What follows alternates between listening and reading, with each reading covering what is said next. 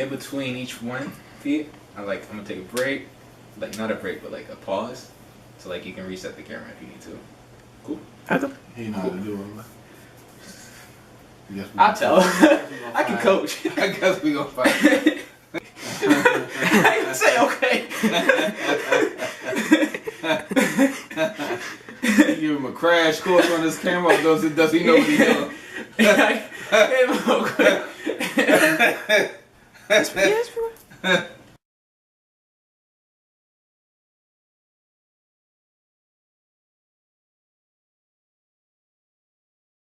Just move closely. Alright. So, today's Father's Day, 2018. And as I said, I think as the broke college student I am, the best gift I could give is just like taking this moment to actually take in the wisdom you can give me. So, pose 10 questions. Okay. I sort of rank them from easiest to hardest. They increase. Start super light. Alright. So, so I figured the best way to start was to ask, what was the moment it hit you and actually sunk in that you were like an actual father? And what did that do mentally for you? When it sunk in that I was an actual father. Wow. That's a hell of a question. Damn. I got a phone call from, at the time, my son's mother that said, I just had your child and I can't afford to give him diapers, put diapers on him. So you need to do something, anything, to help me feed your child and put diapers on. That's when it hit me. that's when it sunk in. That's when it you know, it was painful enough not being able to be there when he was born, and to hear that, you know, especially coming from where I came from, coming from being a sole provider of all of her needs, my mom needs at the time, my sister needs at the time, from making the amount of money that I was making, to be put in a situation where I can't rub 2 nickels together. Yeah, that's when it hit me. It was, well, yeah. Being a provider as a father was, yeah. So I knew I had to do everything I can to not only still provide, but not be put in a situation like that again. Yeah. So would you say that, like, if you had the choice going like back to that moment or before it, like when it was like first happening, would you have delayed having them, or would you have like waited a bit, or like do you think it pretty much happened the way it should have? Well, what are you asking, if I could change anything? Well, like, cause like I know like you became a father like pretty early in life. Yeah. So like, would you have pushed that date back, or? Hell yeah. I would. Shit.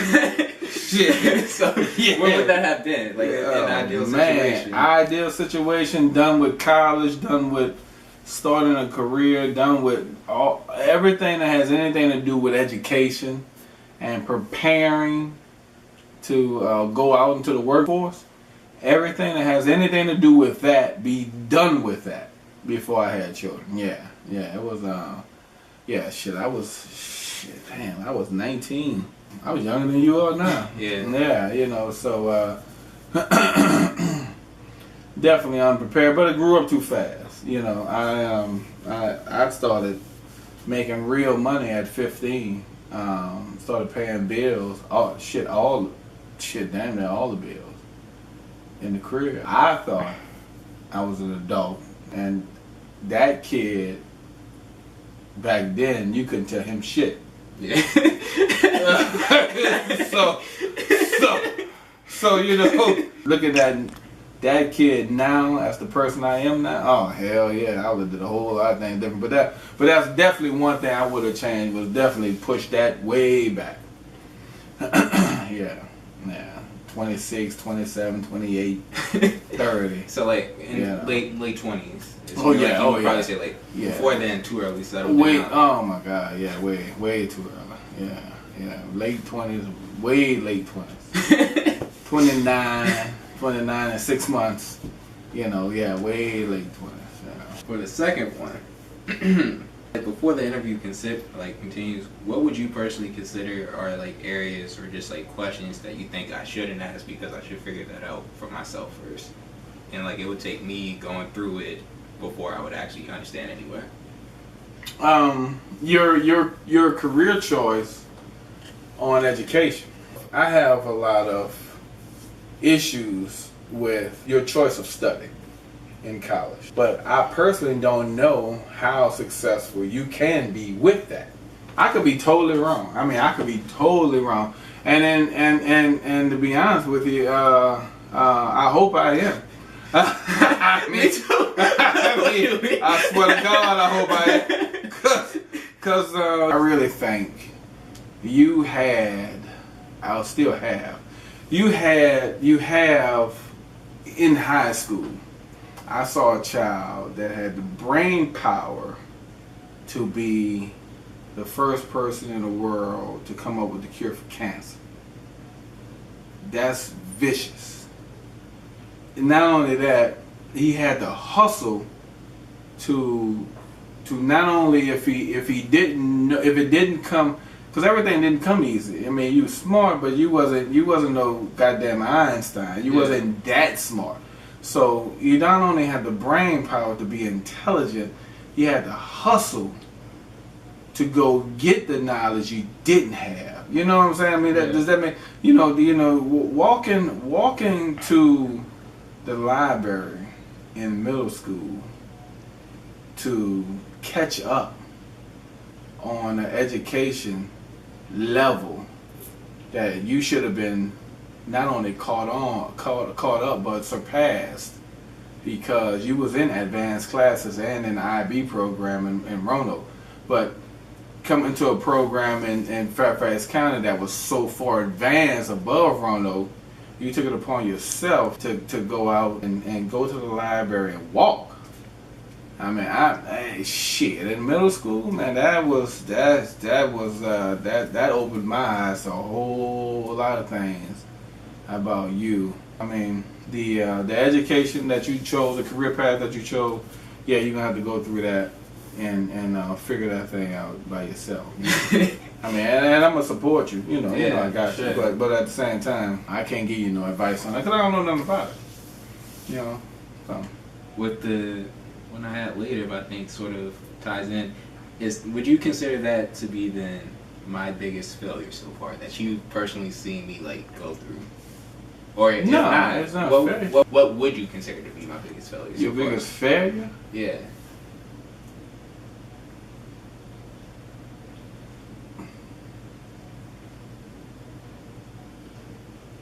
So far, not taking advantage of that Naval Academy.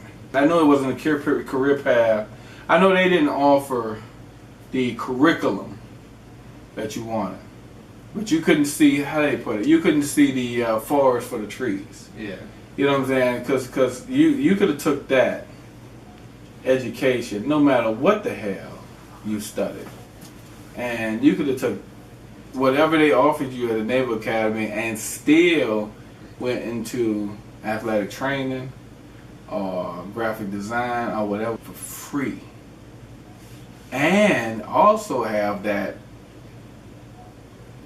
I don't even know what you would have studied. You know, I mean, engineer or drone flying design, all the stuff that they had to offer. You know, you could have took that. I wish you would, because you was interested in it. You had fun with the ROTC. Yeah, ROTC is great. Yeah, you really enjoyed that. So I was like, well, damn, you know, let's go ahead and do it. But I think I would consider that a failure, because if you look at it,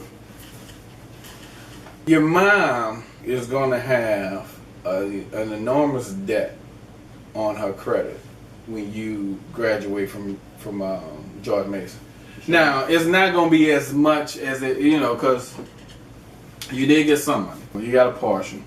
And a lot of stuff that you would be getting loaned for outside of that, like books and stuff like I'm paying for. Yeah. You know, so it's not crazy expensive, but from zero, from what it could have been to what it's gonna be, whatever that number is, it's gonna be a debt. Yeah. You know, that she probably shouldn't have. I agree. I think I would say biggest thing I messed up so far is, well, like a continual thing. It's just like I think I miss deadlines too much. Like I don't realize like how quick time happens, because it's like even with high school, like I never like researched college. Like it was just like senior year happened, and then I was just like, oh, I need to choose. Like I literally fell into Mason. Like that was the last school I toured.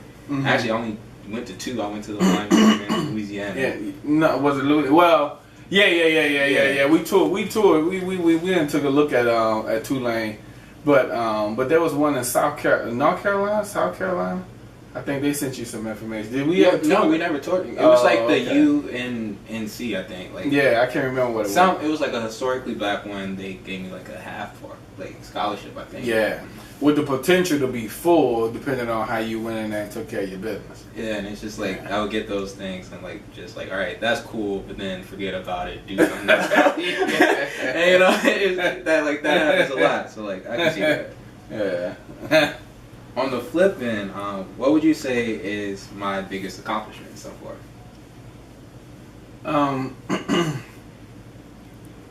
Your biggest accomplishment was what you're doing at Mason, man. I mean, you know, you switched your major and you jumped in it with both feet. I know your grades and everything is great. You took this curriculum out of I don't know where it came from. But when you went into it, you jumped in it with both feet. You know, you really soared in this. You left athletic training alone, and some kind of way you found out about this, and you have a passion for it. And so so far that's you're making the grades that you're making. The amount of work you're putting into it. Yeah. So like more so like work ethic as a whole. I got you.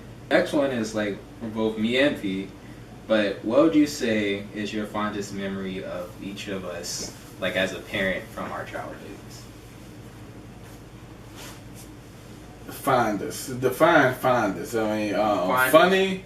Fondest meaning like this moment was just like you wouldn't have gave up that moment for anything. Like this was like. Oh man, there was so many of them. Damn, there was a bunch of them.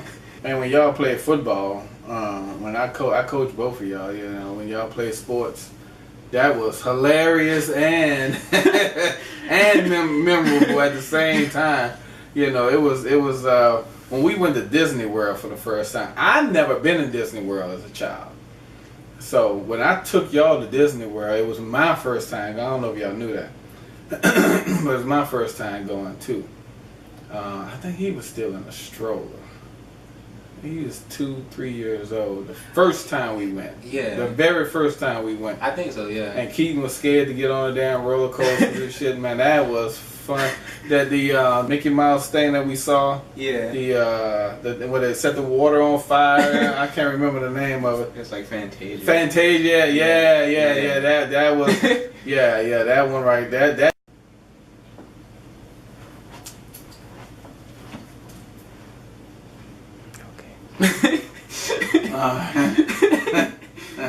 Need to fire the camera. No, it's his first time. This is an internship. Early. Man, I tell you, man, I wish I had more knowledge of what to do in situations like I remember people brought a knife to school one time to cut an arm. And neither me nor him saw the problem in it. I mean, you know what I'm saying? It was a butter knife. It was a butter knife. You know, but I mean, that was a big issue. You know, so I mean, damn, you know, my shortcomings, man. Yeah, if I just having more wisdom and knowledge and understanding of what to do, decision making. You know, like for instance, Keaton, sending Keaton back to Atlanta with his mom when he was asking around and acting like he didn't want to go to school no more. Stuff like that. Now, a lot of the decisions was money-making decisions. Yeah.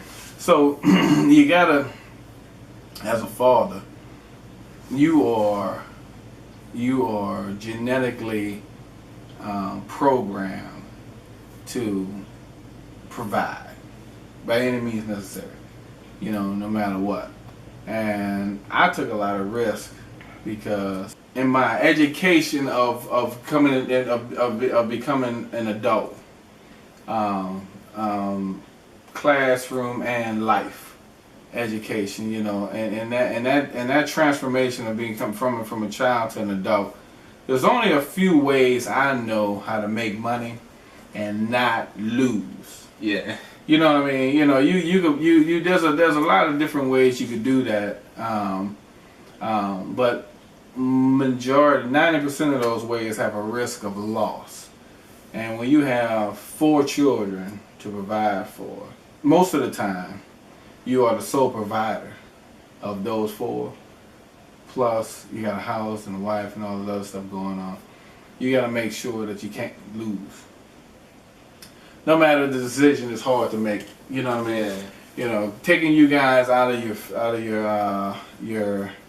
your comfort zone with school, moving you from one school district to the next. Like when we made this move, we first made the move from Roanoke County to Roanoke City. That was a tough move because I thought you was doing real good. You probably don't even remember that. You was coming out of Head Start, going into that school that Trey was at. I can't remember the name of that school now, off of Franklin Road. What's that? No. That's that. We moved from over there to the city, to West Side. I didn't like the city schools, but that's what we needed to be at the time because it was an investment move. Yeah. You know, you go from an apartment to a house, you got to make that move. You know, especially if the money is the same. Yeah. You know what I'm saying? Yeah. You know what I mean? So now you're going from equity to, you're going from taking $750 and basically just flushing it down the toilet and not getting nothing from that, to now you're taking that $750 and you building equity in something that's going to be for the future. Yeah. You got to make that move. So that wasn't that big of a deal. But then taking you from the city to the county in Roanoke County, that I wish I could take that decision back. You know, making that move. Now the move from Roanoke period to Alexandria, not only was that was a power move. Okay, it wasn't discussed, so it probably didn't seem at the time like a favorable move for your mom and for y'all. But I knew, coming from a major metropolitan area, I knew the schools was going to be better. I knew the money was going to be better. I knew the atmosphere was going to be better. For instance, I think I talked to you about this before. When you grow up, I mean, I'm not raising children, I'm raising adults. And that's the kind of mindset you got to have as a father. Sometimes you're going to hurt your children's feelings, but you got to see the big picture. Okay, when you coming up in a city like Roanoke, everything is mainly white. You got a few blacks in there, that's it. Okay, you get a job offer in somewhere like DC or New York and your boss is Asian. His boss is Iranian. You know. And you coming from a little small town like Roanoke and you making wisecracks about Muslims and Japs. Yeah. You know, that ain't gonna fly too well. You know what I'm saying? Yeah, for sure. I knew it was gonna be a better situation coming here. So I guess my shortcomings, the decision making. I wish in hindsight, I wish I knew I had a little bit more insight on what to do and how to do it. You know what I mean? Yeah. And that come from my upbringing. You know, not being around a father, not having a father figure to learn from. You know, Yeah. killing it. You know, the ones the decisions I'm most proud of. I mean, just being a provider. You know, I mean, you may not like it. You know, you may hate it. You know, and all y'all may hate it to a certain extent. But the one thing I know I did was provide. You know, by any means necessary. You know, shit. But you gotta have that. Yeah, you gotta have that go-getter mentality, man. But damn, yeah, them shortcomings, man. Just the decision making. I guess I could put it in a nutshell if I had to make one answer. Yeah, just having a little bit more insight on decisions that I made would have been nice. Would have been real nice. Do you think that was actually something you were like able to do? Like, do you think it was something that was like, oh, I just like mislook it? Well, or was it just situation? Well, it was one of them things like what you said earlier. Some stuff you just gotta learn by trial and error. Taking you from the city where you was killing. I mean, just balling. Dude, everybody loved you. The elementary school, everybody loved you. Middle school, everybody loved you. And then taking you over to the goddamn county where you running out of goddamn class and running down fucking Cove Road, running out the classroom and shit, like you a runaway slave or some shit. Yeah, man, you know that was rough. I couldn't get back to the city fast enough. Yeah, that was rough. You know, so I should had no business ever moving y'all to damn North Lakes. But hey, you know, live and learn. No, not to ever do that.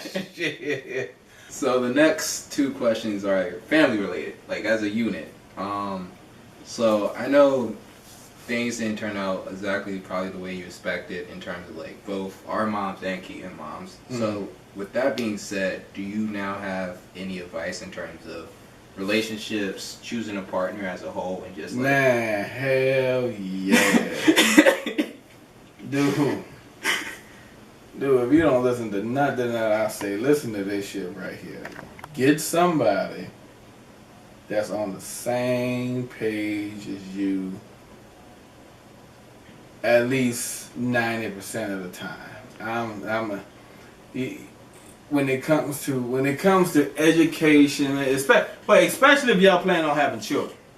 If y'all don't plan on having children, I mean, you know, it probably really don't matter that much. Yeah. You know, it probably matters some. You gotta be compatible. You gotta have some of the same interests in life. And I guess all of that boils down to getting to know the person before you actually decide to marry and shack up or move in together, whatever you want to call it. The best advice I've ever got on relationships is the best place to find somebody that's pique your interest or that's interested in the same stuff as you interested in is find that person where your interest is. Yeah. Okay, if you're interested in college, that's where you need to be finding your spouse. Yeah. I mean, it sounds simple, and, you know, but I fucked that up. You know, you know what I'm saying? So yeah, you know, I mean, if you interested in running the streets and going out and hanging out at the bar, well, find your old lady at the bar. You know what I'm saying? I mean, you know, that's whatever your interest is, that's where you need to be looking.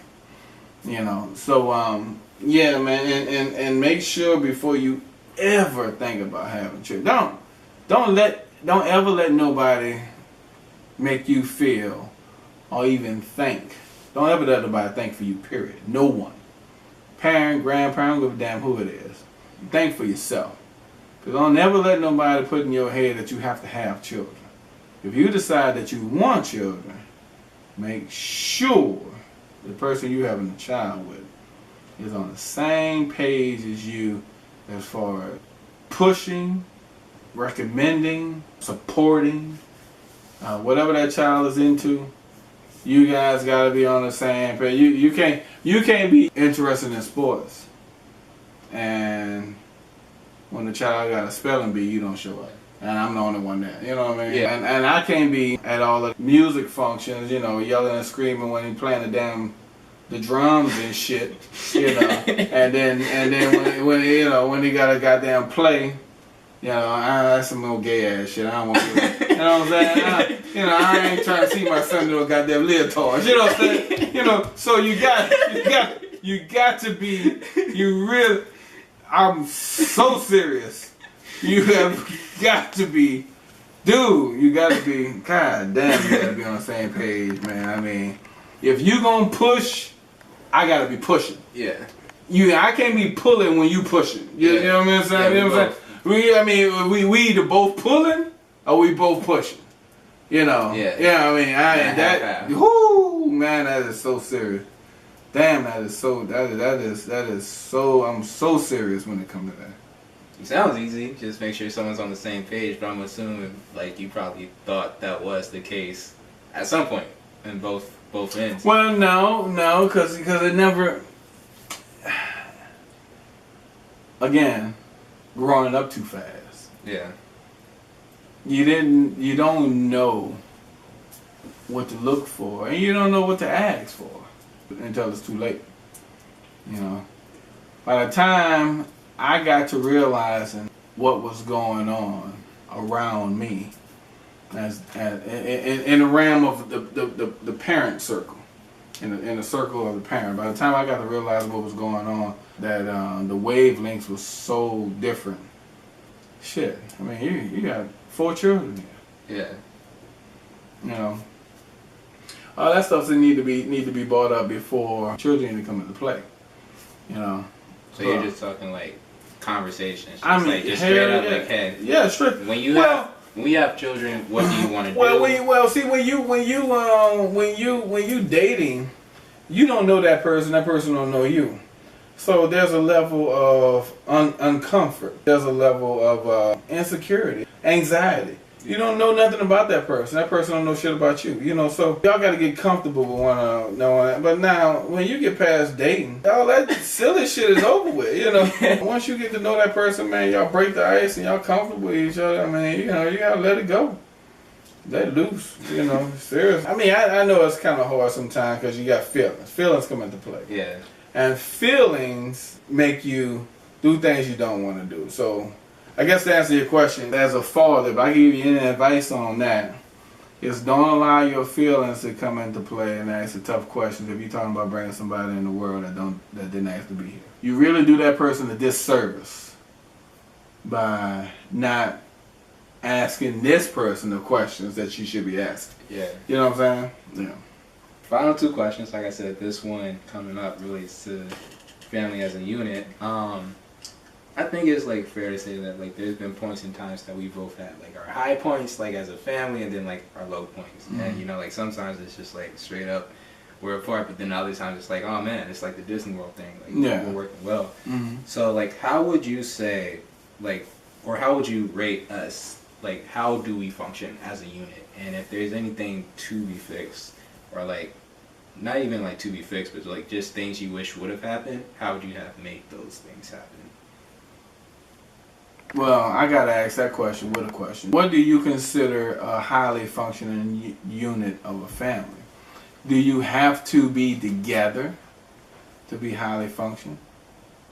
Do you have to be under the same roof? Do you have to be because you again, you're not raising children, you're raising adults. The main thing as a parent is to get your child prepared to go off on his own. So at some point, I guess we never was gonna be all under the same roof. Yeah. You know, as one unit all the time. That's dysfunction. You know, if you never leave. Yeah. If you never go live a life of your own. I still have a lot of feelings for your mom. You know, she know I still care about her. I know I still care about her. And women and men think a lot different. But I'm talking to a man. Yeah. So as a man, being a provider is innately in us. And we only provide for motherfuckers we care about. Okay. So with that being said, I'm not cutting no checks for nobody. I don't give a damn about. So I don't think you have to be under the same roof to be a soul carrying unit. I don't necessarily know how to answer that. Ask that question again. I can approach it from a different direction, right? So like, imagine, you know, my time comes and I have my family. I have children, I have wife, and like I have to make a decision on like, or like we have to make a decision in terms of like me, wife, on how we're gonna run it and like how we're gonna like determine what we consider to be like, all right, we did this right. Mm-hmm. What would be like what you would say? It's like, all right, these are the things that I personally consider to be like what holds a family together. These things right here are what makes it a well-working family. This means things are going well, like if these things are happening. Now, there's a child involved? Yeah. Okay, alright. Laying down all your selfishness for that child. Alright. Everything you do gotta be for the benefit of that child. Fuck if that child like it or not. Because the child don't know what's best for the child. That young person don't know what's best for him or her. That's why that child have parents. Yeah. So, doing everything in your power to do what's best. Education, nutrition, common sense, street smarts. You know, people knock that, but you gotta have a little bit of that. You know, you gotta know when you roll up to a gas station at 18, 19 years old, you gotta know not to be handing out money to people that's out there panhandling. Yeah. You know, because niggas rob you. You know, they see you go in your wallet and you got a bunch of 20s, they hand them $5. Well, motherfucker gonna pull a gun on you. Depending on where you at, you may not be able to walk away from that situation. So, doing everything in your power, no matter what it is, no matter if it makes you feel uncomfortable, no matter if it makes you, no matter what it is, make sure you guys both do everything in your power to do what's best for the child. Period. Yeah, that makes it highly fun. And if you do that, everything else falls in place. Because you ain't got to worry about her having a job. Because if she care about making sure that the child is provided for, well, she'll have a job. You know, you ain't got to worry about arguing about sending her to a private school or sending him to a private school. Because shit, if you live in PG County, you know good and goddamn well. Y'all ain't gonna learn shit in public school. you know, so this ain't even an argument. Yeah. This is not a fight. This is a debate on how we gonna pay for this. Yeah. You know what I mean? Yeah. You know what I mean? What we gonna cut? Conversation. Yeah. You feel me? Yeah, you know, this ain't a fight on if we gonna sin. What bill we got? What bill we can do without? You know, I don't need this cable. Yeah. You know what I'm saying? I don't need the internet. You know, one might need the internet. You know, you might not need these cell phones.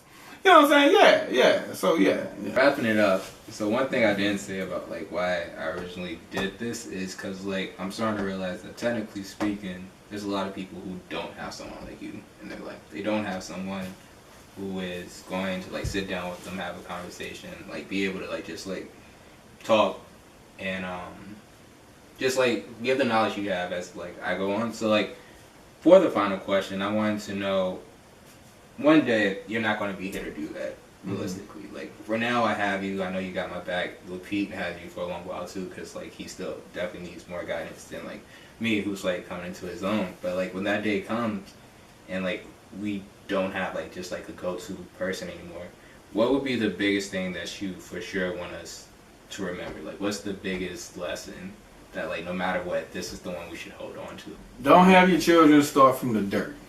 If you decide to have children, make sure your child don't have to come up in poverty.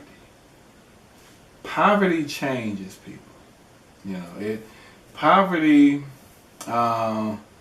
make a straight A honor roll student that's never made a B in his life decide to use the brain powers that he had at 15 years old to take people that's older than him and manipulate them to con them out of money to put food on the table for him and his little sister. Make sure when you have the ability to do something that's going to leave, that's going to give back, do it. Yeah. You're not starting from the dirt. Yeah. You know, no matter what. You know, no matter what happens. I mean, you're handling your business. You're going to college. You're gonna come out making 50, 60 grand a year, and you're gonna go from there. You know, but coming up and having to worry about eating, having to worry about, I mean, simple shit. You know, having shoes on your feet. You know what I'm saying? I mean, having water turned on in your house and take a shower. You know, having to take a shower outside in the rain because you ain't got no running water in the crib. You know what I'm saying? Yeah. That's a legacy. That's what they call legacy. You know, make sure you have something that you leave behind to make sure. No, my goal in life. Here's what I set out to do. Now the nigga in this world, last name Blabazon, who gonna have ever in his life after me, never gonna have to worry about being hungry. Period. Now you may not be rich, you know what I mean. You may not, but hunger is not gonna be an issue. You know, now you may make some bad decisions and make some moves on what I left you. That's on you. You know, but at the same time, if you part of my legacy, you ain't gotta worry about even knowing what I had to go through to make that legacy. Yeah. You feel me? Yeah. So. Alright. That's it. Yep. Love you, bro. Huh? Thank you, man. Appreciate you. Hopefully it didn't take too much of your time. Nah, man. Nah, we good. We good. Yeah, that was all right. Shit, we need to write a book. Yeah.